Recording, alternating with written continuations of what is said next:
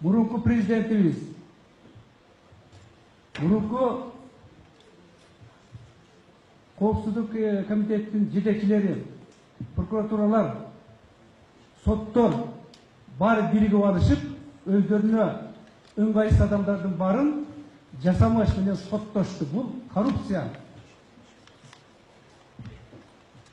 Кылмыш жаза кодексинин 303 беренесинде так жазылган.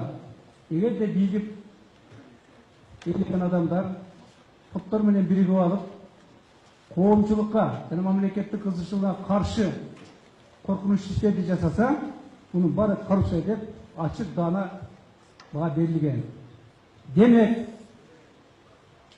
Коопсуздук комитеттин төрагалары, прокуратура, сот органдары баары биригип алып туруп, Бектур Асановдарды, Текебаевдарды, Чотоновдарды, Садыр Жапаровдарды, Канат Исаевдарды жана башкаларды отургузуп соттоп атышат. Биз азыр ушуну түшүнүшүбүз керек. Канат Исаевди сен дейт, бийликти басып алайын деп аракет кылдың дейт. Өзү бийликте туруп өзүн өзү кантип басып алат? Жогорку Кеңештин депутат, мыйзам чыгарып бийликти ээлеп турган адамды кантип басып алат бийлик? Садыр Жапаров эми өзүнчө күлкү.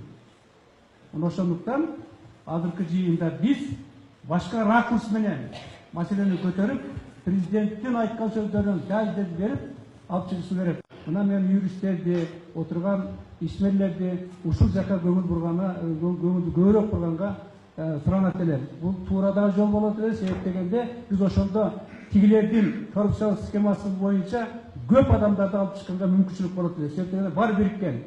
Эгерде прокуратура менен ГКМБ бирикпесе, каяктан соттойт эле? Эгерде соттор баары макул болбосо, каяктан соттойт эле? Далилдер жок да.